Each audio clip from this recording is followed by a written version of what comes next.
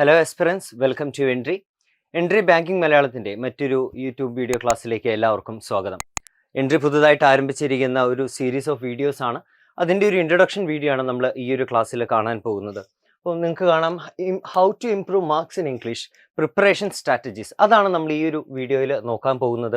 എങ്ങനെ ഇംഗ്ലീഷിൽ മാർക്ക് കൂട്ടാം. ബാങ്ക് എക്സാം ആസ്പിറൻസിനെ സംബന്ധിച്ചിടത്തോളം ചിലർക്ക് കോണ്ട് ആകാൻ ബുദ്ധിമുട്ടുള്ള ഏരിയ, ചിലർക്ക് ലോജിക്കൽ റീസണിങ് ആകാം, ചിലർക്ക് അത് ഇംഗ്ലീഷ് ആകാം. അപ്പം നിങ്ങളുടെ ഏരിയ ഓഫ് വീക്ക് പോയിന്റ്സ് ഏതാണ് എന്ന് കൃത്യമായിട്ട് ഐഡൻറ്റിഫൈ ചെയ്ത് ആ ഭാഗം ക്ലിയർ ചെയ്യാൻ വേണ്ടിയിട്ടാണ് ഇത്തരം ഒരു സീരീസ് നമ്മൾ പ്ലാൻ ചെയ്തിരിക്കുന്നത്. അപ്പോൾ എന്തൊക്കെയാണ് സ്ട്രാറ്റജീസ്, എങ്ങനെയാണ് പഠിച്ചു തുടങ്ങേണ്ടത്, എവിടെ നിന്ന് തുടങ്ങണം, എന്തൊക്കെ കാര്യങ്ങളാണ് ശ്രദ്ധിക്കേണ്ടത്, ഇത്തരം കാര്യങ്ങളെപ്പറ്റി വളരെ ബേസിക് ആയിട്ടുള്ള ഒരു ഇൻട്രൊഡക്ഷൻ ആണ് ഈ ഒരു വീഡിയോയിൽ നമ്മൾ കാണുന്നത്. Once again welcome to the class. Before that, എൻട്രിയുടെ special batch for banking exams ഉണ്ട്.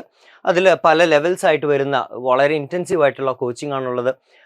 നിങ്ങൾക്ക് സ്ലൈഡിൽ കാണാവുന്നത് പോലെ syllabus covering, weakness improvement, advance level preparation, ഏറ്റവും ഒടുവിൽ ലെവൽ 4ലേക്ക് എത്തുമ്പോൾ group discussion and interview training ഉൾപ്പെടെ നിങ്ങൾക്ക് ലഭിക്കുന്ന വിത്ത് മെൻറ്റർഷിപ്പ് നിങ്ങൾക്ക് ഈ ഒരു കോഴ്സ് കംപ്ലീറ്റ് ചെയ്യാവുന്നതാണ്. കോഴ്സിന് ജോയിൻ ചെയ്യാൻ താല്പര്യമുള്ളവർക്ക് കോൺടാക്ട് നമ്പറിൽ വിളിക്കാവുന്നതാണ്. Now let's begin with our session. How to study അല്ലെങ്കിൽ വാട്ട് ടു സ്റ്റഡി. ഞാൻ എന്താണ്, ഇംഗ്ലീഷ് എന്ന് പറയുന്ന ഒരു വാസ്റ്റ് ടോപ്പിക്കാണ്. ഞാൻ മുഴുവൻ ഗ്രാമറും പഠിച്ചിട്ട് വേണോ ബാങ്ക് എക്സാംസിന് വേണ്ടിയിട്ട് പ്രിപ്പയർ ചെയ്യാൻ? ഗ്രാമറിൽ തന്നെ ഏതൊക്കെ പോർഷൻസ് ആണ് പഠിക്കേണ്ടത്? ഇത്തരത്തിലുള്ള കുറേ ഡൗട്ടുകൾ ആസ്പിറൻസിന് വളരെ കോമൺ ആയിട്ടുണ്ടാകും. അതുപോലെ എങ്ങനെ പ്രിപ്പയർ ചെയ്യണം, ചോദ്യങ്ങൾ ചെയ്താണോ പഠിക്കേണ്ടത്, അതോ ആദ്യം ബേസിക്സിലാണോ തുടങ്ങേണ്ടത്, ഏത് രീതിയിലാണ് പ്രിപ്പറേഷൻ മുന്നോട്ട് കൊണ്ടുപോകേണ്ടത്, ഇനി മാർക്ക് ഏറ്റവും കൂടുതൽ സ്കോർ ചെയ്യാൻ വേണ്ടിയിട്ട് എന്തൊക്കെ സ്ട്രാറ്റജീസ് ആണ് ഈ എക്സാം പോയിന്റ് ഓഫ് വ്യൂവിൽ നമ്മൾ ഉൾക്കൊള്ളേണ്ടത്, ആൻഡ് മോക്ക് ടെസ്റ്റുകൾ എത്രത്തോളം ഇമ്പോർട്ടൻ്റ് ആണ്. ഈ 4 കാര്യങ്ങളെപ്പറ്റി വളരെ ഡീറ്റെയിൽ ആയിട്ട് നമ്മൾ ഈ ഒരു വീഡിയോയിൽ പറയുന്നതായിരിക്കും. നൗ ആദ്യം തന്നെ നമ്മൾ ഏതൊക്കെ തരം ക്വസ്റ്റ്യൻസിനെയാണ് ഇംഗ്ലീഷ് പാർട്ടിൽ അഭിമുഖീകരിക്കാൻ പോകുന്നത് എന്നുള്ളത് മനസ്സിലാക്കുക. നൗ നിങ്ങൾക്ക് ആസ്പിറൻസിൻ്റെ ഒരുവിധമൊക്കെ അറിയാവുന്നതായിരിക്കും, എങ്കിലും പൊതുവെ ഏറ്റവും കൂടുതലായിട്ട് വരുന്ന ക്വസ്റ്റ്യൻ ടൈപ്സ് എന്ന് പറയുന്നത് ഇവയൊക്കെയാണ്. അതായത് റീഡിംഗ് കോംപ്രിഹെൻഷൻ ക്വസ്റ്റ്യൻസ് ഉണ്ട്, for which you will definitely have to learn or develop a reading ability. വായിക്കാൻ, വളരെ വേഗത്തിൽ തന്നെ വായിക്കാനും കാര്യങ്ങൾ ഏറ്റവും പെട്ടെന്ന് തന്നെ മനസ്സിലാക്കാനും അതിൻ്റെ ഒരു മെമ്മറിയും ഒക്കെ നിങ്ങൾ കൃത്യമായിട്ട് ഡെവലപ്പ് ചെയ്തെടുക്കേണ്ടതുണ്ട്. അപ്പോൾ അതിന് വളരെ വ്യത്യസ്തമായ ഒരു സ്ട്രാറ്റജിയാണ് നമ്മൾ റീഡിംഗ് കോംപ്രിഹെൻഷൻ അല്ലെങ്കിൽ അത്തരത്തിലുള്ള റീഡിംഗ് റിലേറ്റഡ് ആയിട്ടുള്ള ക്വസ്റ്റ്യൻസിന് വേണ്ടി നമ്മൾ ഉൾക്കൊള്ളുന്നത്.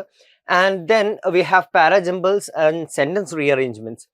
വാക്യങ്ങളുടെ, സെൻറ്റൻസുകളുടെ അല്ലെങ്കിൽ പാരഗ്രാഫുകളുടെ ഒരു ഘടന എന്താണ്, എങ്ങനെയാണ് ഇംഗ്ലീഷിൽ ഒരു സെൻറ്റൻസ് ഫോം ചെയ്യുന്നത്, അതിൻ്റെ ഒരു സ്ട്രക്ചർ എങ്ങനെയാണ് എന്നൊക്കെ വളരെ കൃത്യമായിട്ട് മനസ്സിലാക്കിയാൽ മാത്രമേ സെൻറ്റൻസ് റീഅറേഞ്ച്മെൻറ്റ് ക്വസ്റ്റ്യൻസ് ചെയ്യാൻ സാധിക്കുകയുള്ളൂ.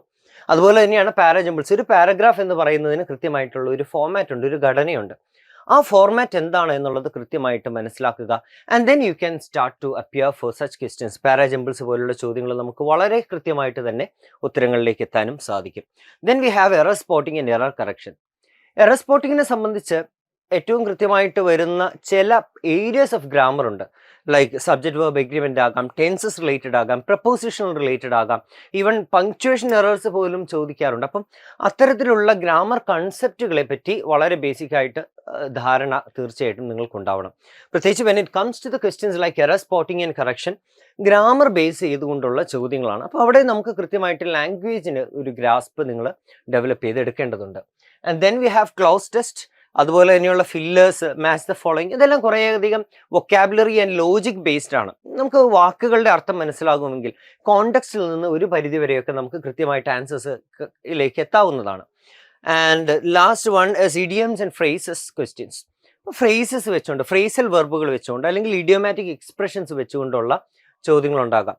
ഒരു 4 സെൻറ്റൻസ് തന്നിട്ട് which of the following sentence uses the idiom in its correct sense എന്നുള്ള രീതിയിലുള്ള ചോദ്യങ്ങളുണ്ടാകാം. അപ്പോൾ ആ ഇഡിയമിൻ്റെ അർത്ഥം എന്താണ്, ആ ഫ്രേസൽ വെർബിൻ്റെ അർത്ഥം എന്താണ് എന്നൊക്കെ കൃത്യമായിട്ട് അറിയാമെങ്കിൽ മാത്രമേ നമുക്ക് ഈ പറയുന്ന ചോദ്യങ്ങൾക്കുള്ള ഉത്തരങ്ങളിലേക്ക് എത്താൻ സാധിക്കുകയുള്ളൂ. ഇത്രയുമാണ് ബേസിക് ആയിട്ടുള്ള ചോദ്യങ്ങൾ എന്ന് പറയുന്നത്. ഇതിലും കുറേയധികം ടൈപ്പ് ഓഫ് ക്വസ്റ്റ്യൻസ് ചില പരീക്ഷകൾക്ക് വരാറുണ്ട്, എങ്കിലും ബേസിക് ആയിട്ട് ഈ ഒരു പാറ്റേണിലാണ് എല്ലാ ബാങ്ക് എക്സാംസിനുമുള്ള ചോദ്യങ്ങൾ വരിക. നൗ ഹിയർ ഞാൻ പറഞ്ഞല്ലോ, ഇപ്പം പാരാജംബിൾസ് ആയിക്കോട്ടെ, സെന്റൻസ് റീഅറേഞ്ച്മെന്റ് ആയിക്കോട്ടെ, എറർ കറക്ഷൻ ആയിക്കോട്ടെ, എറർ സ്പോട്ടിംഗ് ആയിക്കോട്ടെ, ഇത്തരം ചോദ്യങ്ങൾക്കെല്ലാം അടിസ്ഥാനപരമായിട്ട് വേണ്ടത് ലാംഗ്വേജിനെ പറ്റിയുള്ള ഒരു ബേസിക് ധാരണയാണ്. So you can definitely begin from the basics of language അല്ലെങ്കിൽ ബേസിക് കൺസെപ്റ്റ്സ് ഓഫ് ഗ്രാമർ കൃത്യമായിട്ട്, ടെൻസസിനെ പറ്റി, സബ്ജക്ട് വെർബ് എഗ്രിമെന്റിനെ പറ്റി, പാർട്സ് ഓഫ് സ്പീച്ചിനെ പറ്റി, എന്താണ് നൗൺ, എന്താണ് പ്രോനൗൺ, എന്താണ് വെർബ്, എന്താണ് ഹെൽപ്പിംഗ് വെർബ്സ്, അഡ്ജക്റ്റീവ്സ് എങ്ങനെയാണ് വരിക, ആഡ്വേർബ്സ് എങ്ങനെയാണ് വരിക, ഇത്തരത്തിൽ പ്രപ്പോസിഷൻസ് എങ്ങനെയാണ് ഉപയോഗിക്കേണ്ടത്, ഏതൊക്കെയാണ് കൃത്യമായിട്ടുള്ള പ്രപ്പോസിഷൻസ് എന്നൊക്കെ വളരെ ബേസിക് ആയിട്ടുള്ള ഒരു ഗ്രാമറിനെ പറ്റിയുള്ള നോളജ് വേണം. അതുപോലെ തന്നെ വളരെ പ്രധാനപ്പെട്ട ഒരു ഏരിയയാണ് സബ്ജക്ട് വെർബ് എഗ്രിമെന്റ്, അതുപോലെ പങ്ക്ച്വേഷൻസ്. ഈ ഏരിയാസ് എല്ലാം വളരെ കൃത്യമായിട്ട് മനസ്സിലാക്കുക എന്നുള്ളതാണ് ആദ്യത്തെ സ്റ്റെപ്പ് എന്ന് പറയുന്നത്. So begin from the basics of grammar and then second one, ഏറ്റവും പ്രധാനപ്പെട്ട ഒരു ചോദ്യ വിഭാഗമാണ് റീഡിംഗ് കോംപ്രിഹെൻഷൻസ് എന്ന് പറയുന്നത്. മോസ്റ്റ് ഓഫ് ദി എക്സാംസ് നിങ്ങൾ നോക്കിക്കഴിഞ്ഞാൽ കാണാം, ഒന്നിലധികം പാസേജ്, റീഡിംഗ് കോംപ്രിഹെൻഷൻ പാസേജുകൾ നിർബന്ധമായിട്ടും ഉണ്ടാകും. ഒരു പാസേജും അതിനെ തുടർന്ന് വരുന്ന 4-5 ചോദ്യങ്ങളുമാണ് ഒരു കോമൺ പാറ്റേൺ എന്ന് പറയുന്നത്.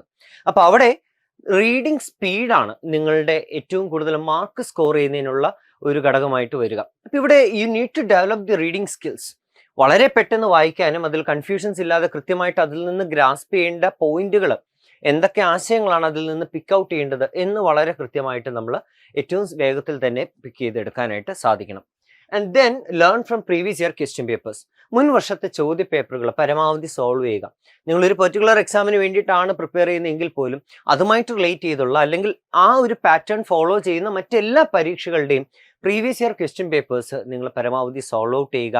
And then finally comes mock test and self analysis. This is very very important for you. Mock ടെസ്റ്റുകൾ നടത്തുക അല്ലെങ്കിൽ മോക്ക് ടെസ്റ്റുകൾ അപ്പിയർ ചെയ്യുക എന്ന് പറയുന്നത് വളരെ പ്രധാനപ്പെട്ടാണ്. I tell you how you need to do a mock test.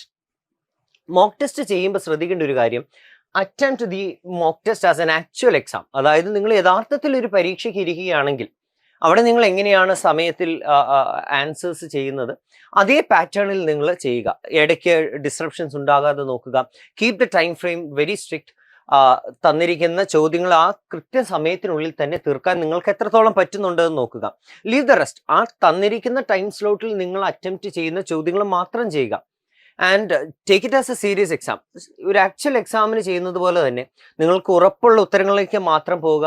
കാരണം നമുക്ക് in the original exam negative marks ഉണ്ട്. അപ്പം for the questions that you are not very sure about, നിങ്ങൾക്ക് അത്ര ഉറപ്പില്ലാത്ത ചോദ്യങ്ങളിലേക്ക് വരുമ്പോൾ നമ്മൾ സാധാരണ സ്കിപ്പ് ചെയ്യാറുണ്ട്.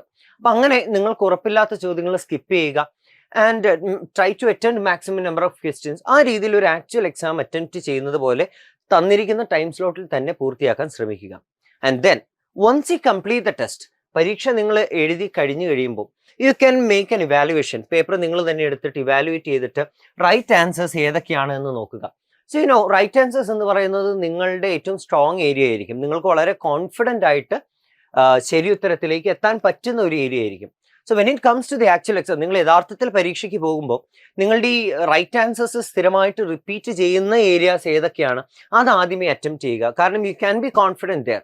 ആ ഭാഗങ്ങളിൽ നിങ്ങൾ ശരിയാക്കാനുള്ള സാധ്യതകൾ കൂടുതലായതുകൊണ്ട് before you get into the difficult part, ഏറ്റവും പാടുള്ള ബുദ്ധിമുട്ടുള്ള ഏരിയാസിലേക്ക് കടക്കുന്നതിന് മുൻപ് നിങ്ങൾക്ക് ഏറ്റവും കോൺഫിഡൻസ് ഉള്ള ഒരു ഏരിയ ആദ്യമേ പിക്ക് ഔട്ട് ചെയ്ത് ആ ക്വസ്റ്റ്യൻസ് അറ്റംപ്റ്റ് ചെയ്യാൻ നോക്കുക. നെക്സ്റ്റ്, നെഗറ്റീവ് മാർക്സ് കിട്ടിയിരിക്കുന്നത്. നെഗറ്റീവ് മാർക്സ് കിട്ടിയെന്ന് പറഞ്ഞാൽ there should be N error. നിങ്ങൾ ശരിയായിരിക്കും എന്ന് വിചാരിച്ച് അറ്റംപ്റ്റ് ചെയ്യുകയും എന്നിട്ട് തെറ്റിപ്പോവുകയും ചെയ്തതാണ്. So learn from the errors.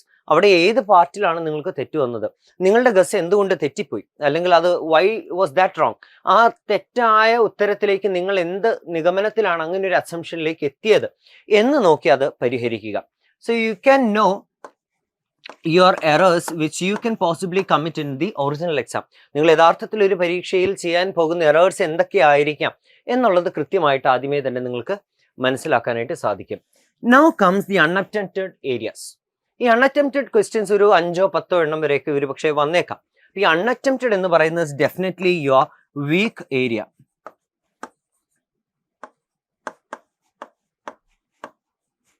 നമ്മുടെ വീക്ക് ഏരിയ ആയതുകൊണ്ടാണ് നമ്മൾ ആ ചോദ്യങ്ങൾക്ക് ഉത്തരം എന്താണെന്ന് നമുക്ക് ഗസ് ചെയ്യാൻ പോലും സാധിക്കാതെ സ്കിപ്പ് ചെയ്യുന്നത്. So in the beginning time നിങ്ങളുടെ ഒരു പ്രാക്ടീസ് തുടങ്ങുന്ന സമയത്ത് അല്ലെങ്കിൽ പരീക്ഷയ്ക്ക് മുമ്പ് നിങ്ങൾ പഠിച്ച് തുടങ്ങുന്ന സമയത്ത് focus on these weak areas. കാരണം ഇംഗ്ലീഷിനെ സംബന്ധിച്ച I don't think there is any portion that you can skip. ഇന്ന പോർഷൻ ഞാൻ തൽക്കാലം ഒഴിവാക്കിയിട്ട് പരീക്ഷ അറ്റംപ്റ്റ് ചെയ്യാം എന്ന് വെക്കാൻ പറ്റുന്ന തരത്തിലുള്ള ഏരിയ ഇംഗ്ലീഷിനെ സംബന്ധിച്ചിടത്തോളം ഇല്ല. അപ്പൊ അതുകൊണ്ട് തന്നെ നിങ്ങൾ സ്കിപ്പ് ചെയ്യാൻ പോകാതെ ആ വീക്ക് ഏരിയ ഏതാണ് എന്ന് മനസ്സിലാക്കി അതിനെ ഇമ്പ്രൂവ് ചെയ്യാൻ അല്ലെങ്കിൽ ആ പോർഷന് കൃത്യമായിട്ട് കൂടുതൽ ശ്രദ്ധ കൊടുത്തുകൊണ്ട് അത് ഡെവലപ്പ് ചെയ്യാനായിട്ട് നോക്കുക. And now always practice with a watch. നിങ്ങൾ പഠിക്കുമ്പോഴായിക്കോട്ടെ, ചോദ്യങ്ങൾ വെറുതെ അറ്റംപ്റ്റ് ചെയ്യുമ്പോഴായിക്കോട്ടെ, ഒരു ചോദ്യം ചെയ്ത് സോൾവ് ചെയ്യാൻ നിങ്ങൾക്ക് എത്ര സമയം എടുക്കുന്നുണ്ട് എന്നുള്ളത് കൃത്യമായിട്ടൊരു വാച്ച് വെച്ചുകൊണ്ട് തന്നെ പ്രാക്ടീസ് ചെയ്യുക.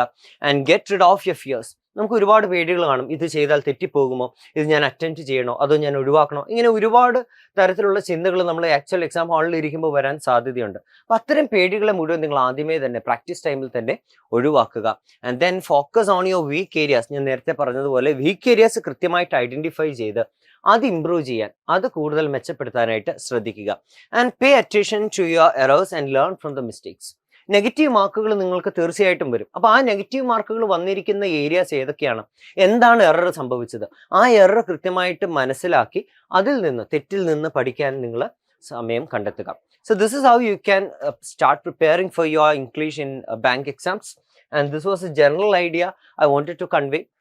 ഇനി വരാനിരിക്കുന്ന ഈ സീരീസിന്റെ ഭാഗമായിട്ടുള്ള ഓരോ വീഡിയോയിലും നമ്മൾ ഓരോ ടൈപ്പ് ഓഫ് ക്വസ്റ്റ്യൻസ് നമ്മൾ ഡിസ്കസ് ചെയ്യുന്നതായിരിക്കും. അപ്പോൾ അതിൽ എങ്ങനെയാണ് ഓരോ ചോദ്യങ്ങളെയും അപ്രോച്ച് ചെയ്യേണ്ടത്, അതിന് വേണ്ടിയിട്ട് എങ്ങനെ പ്രിപ്പയർ ചെയ്യണം തുടങ്ങിയ കാര്യങ്ങളെ പറ്റി കൂടുതൽ ഡീറ്റെയിൽ ആയിട്ട് നമ്മൾ ഡിസ്കസ് ചെയ്യുന്നതായിരിക്കും. So keep watching and stay tuned. There are more videos waiting for you, and thanks for watching. See you all again. Take care.